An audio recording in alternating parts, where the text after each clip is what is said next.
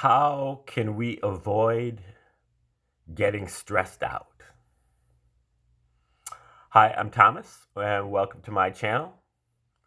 I create and distribute educational products, books and videos, courses, articles, and so on. My specialty is tree of life, and that's this diagram right here. Um, Many people may know that as Hebrew Kabbalah. Uh, this is the ancient Egyptian tree of life. It's kind of like an older version that the Hebrews got from the Egyptians. And, the Egyptians probably got it from somewhere else, Atlantis, Sumeria, Lemuria, and maybe somewhere else in the universe as well. But what you can see here is that the tree has 10 different spheres. These are circles in 2D, but they're called spheres. 10, 9, 8, 7, 6, 5, 4. Then there's a thing here called the abyss, which is a dotted circle.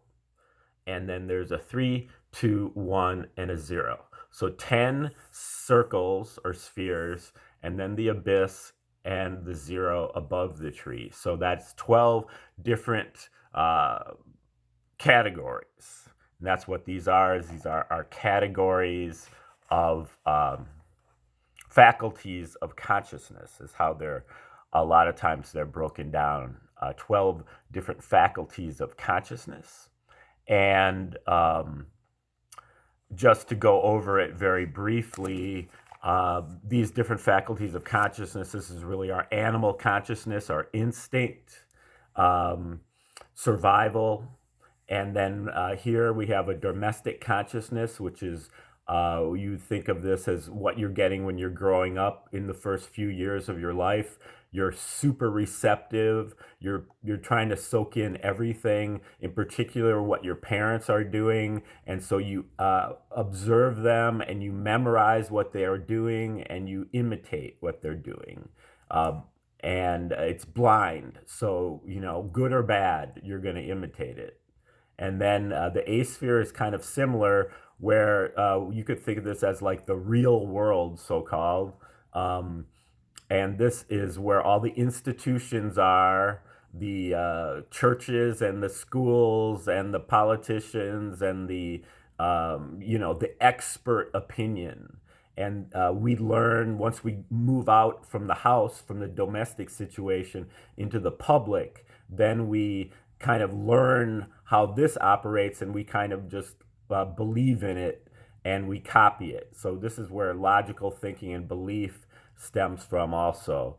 Now we go over here to the seventh sphere, where the eighth sphere is the real world. The seventh sphere is the imaginary world. So the seventh sphere is for people who kind of are disgruntled with elements of the eighth sphere. They see how the eighth sphere operates, and they could see how it could be improved.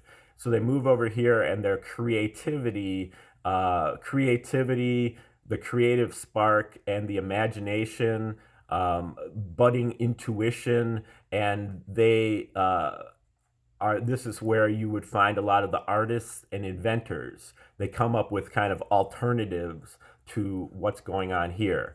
And the seventh sphere is also kind of a wedge that you use in order to move up into the higher parts of the tree. So you're really trying to move up, to the higher, away from the animal and toward the divine consciousness. And so here we have at the sixth sphere, this is our faculty of free will, our ability to make decisions and to pay attention. And also you can think of it as, if you went to the mall, you would see a map, and the map would say, you are here. And this is really the sixth sphere. You are here.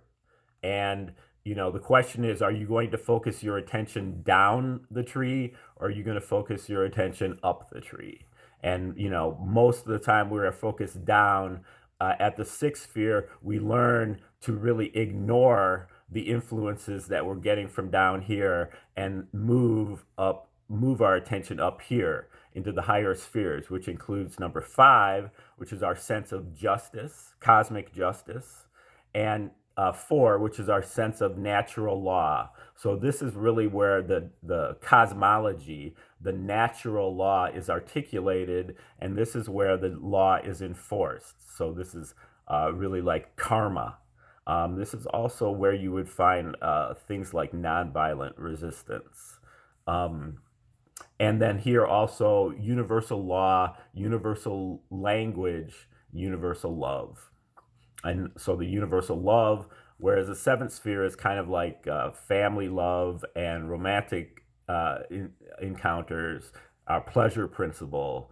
The fourth sphere is the universal love, which is our ability to love our enemies and to give seeking nothing in return.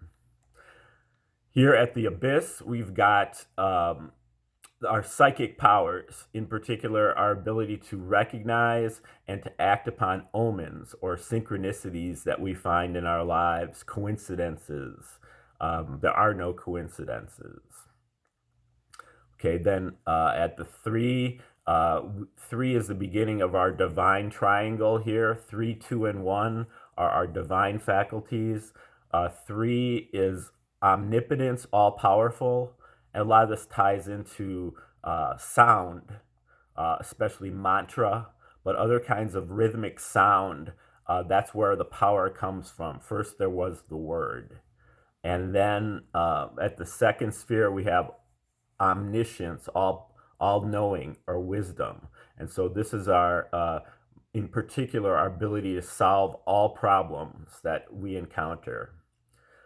So this, again, the omnipotence and omniscience, they're not really, in the divine they are all, but within us, we it's not all. We can't do everything. This is just our ability to do anything humanly possible, even though what we think of as humanly possible may actually include things that are actually or what we think of as impossible could be humanly possible. So this is just really maxing out our human abilities here. We don't know. This doesn't mean that we know everything. We don't know what's going on, on the in the Orion constellation or something like that. And here we're not able to, grow a set of fins and jump across the Atlantic Ocean or something like that. These are only like these things could happen here at the psychic powers, but here within the divine faculties, we are talking about greatly expanded capabilities, but not complete. Okay, and then also here we have the first sphere, omnipresence, all present eternally. Above the tree, the 0 really represents our the mystery. So this is really what the creator reserves for itself, and that we have no real direct access to this, but we can still tune into it in an indirect way. Okay, so now you have the 12, these are the 12 faculties of consciousness. Now, what I've done in my model is to take the whole tree, which, the experts on the tree will tell you that you can use the tree for anything. It can analyze anything. And so you just place the tree on something and it will break it down into its 12 component parts.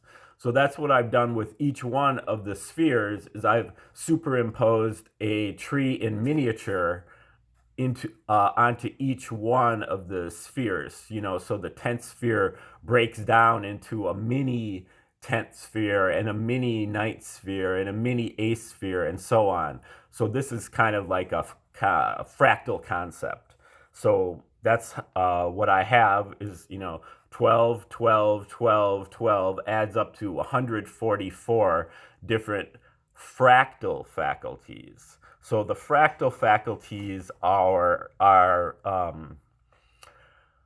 the way I think about it, and the way I've used it for teaching history is as our stages of history or stages of life But those stages are not like chronological as you would think of in history, but they are dramatic stages. So the 10 dramatic stages, or the 144 dramatic stages, what I call 144 fractal faculties.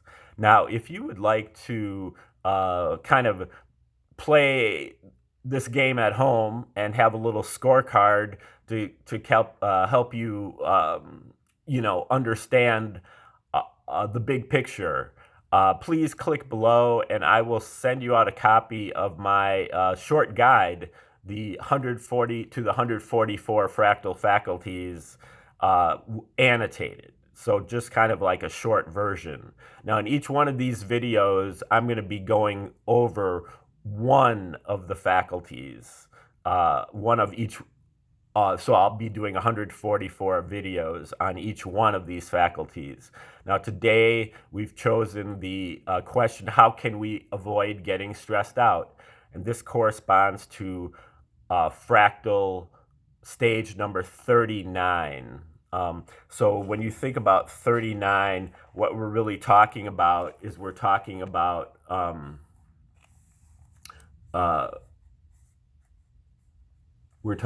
the seventh sphere, and then we're talking about within the seventh sphere, we're talking about the eighth fractal within the seventh sphere. So, you think of the eighth fractal, these are the institutions, the consensus worldview, the real world, and here you're talking about the imaginary world and the creative spark and the pleasure principle. So we're talking about the eighth fractal within the seventh sphere. Now, what I call that number 39 is minimal compliance. And if anybody has seen my last video, which was on stage number 25, going through the motions, that question was, what causes us to get stressed out? So this is kind of like the antidote for number 25. What causes us to get stressed out? Now we're asking the question, how do we avoid getting stressed out? And that is through what you call minimal compliance, or not, one of the ways that you can kind of avoid getting stressed out would be through what I call minimal compliance, otherwise known as perfunctory. So stage 39 is about navigating and starting to reverse the tyranny by giving only lip service to its mandates in peripheral matters. In recent history, U.S. tyranny has been widespread but dispersed. If we want to live a normal life here, compliance is required, or it's major blowback on us. If we just opt out, we trigger stiff, protracted resistance. But if not triggered, the tyrants, the powers that be, are preoccupied and pay little attention to us. Their standards for us are one size fits all. And their expectations, their estimations of us are all so low that compliance is usually quite easy, requiring some but minimal effort. So I'm giving them minimal compliance.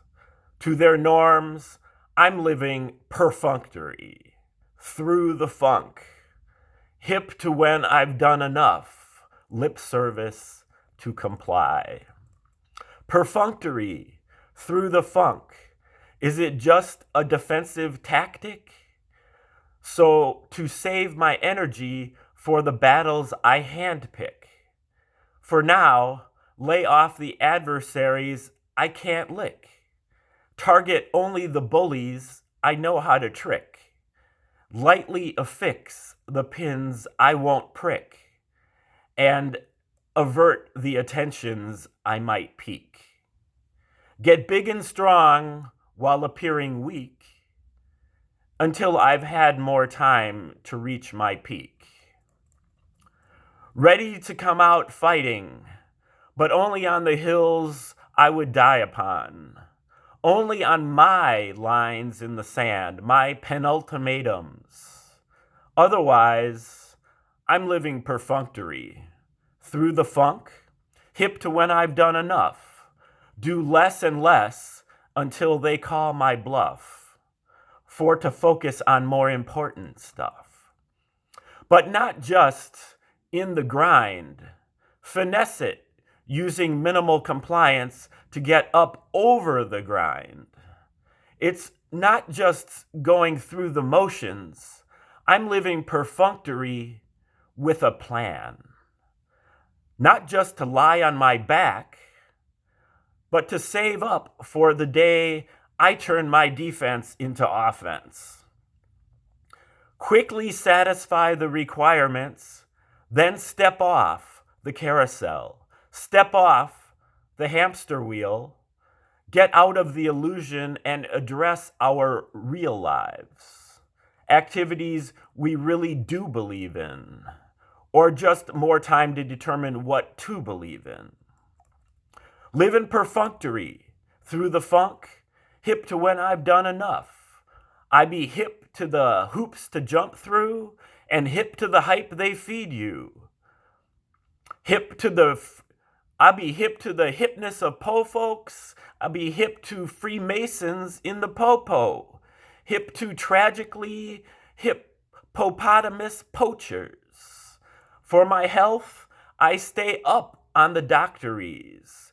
I hear breaking oaths of Hippocrates, aware of all the false diagnoses involving aliases called itises. They ramp up tummy aches to appendicitises. But now, for now, I'm giving it up to the man, but just a little is enough. Find the soft underbelly in their system. Pick our spots. Use less and less. Depend upon less and less. Buy in less and less. Look for chances to decrease even more until we get it down to cameos only. Down to just mailing it in. Down to barely in. Down to rarely in. Down to verily a limited hang-in. Not quite dissent, not quite direct threat. For now, learn to use their own resources to launch anomalies and shifts until we beat the grind. Minimal compliance to save our energies for the battles we handpick. Lay off the adversaries we can't yet lick. Target only the bullies we know how to trick. Lightly affix the pins we won't prick. And divert the attentions we might pique. Get big and strong while appearing weak until I've had more time to reach my peak. Perfunctory, through the funk, hip to when I've done enough. Do less and less and call their bluff so I can get on with more important stuff.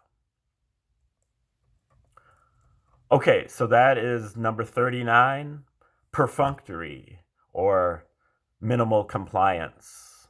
And you can see that is minimal compliance is a weapon of the weak, but at the same time, it's something that you use when you're weak, but you use it in order to get strong.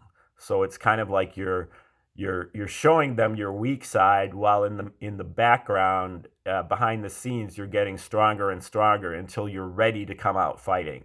So this is kind of an intermediate stage. At stage number 25, where you're just going through the motions, you're lying on your back. You're on your back. Here you're getting up and you're making a plan. You know that you're still weak. You're not strong enough to fight every battle, but you choose the battles that you fight, and then eventually you gain up enough strength so that you can come out fighting all the time. And that happens, as you move up the tree. Here you're still at the 7th sphere, so you're still at the bottom of the tree, but more or less. But you're beginning to fight back, and you're biding your time until you can move up into this area here, and then you can really come out fighting. So that is what stage number 39 is about. Again, if you'd like to have me send you a free copy of the 144 Fractal Faculties annotated, just click the link below, and please like, share, and subscribe. Look for new videos coming from me. You'll be seeing all 144 of these rolling out over time. All right, thanks.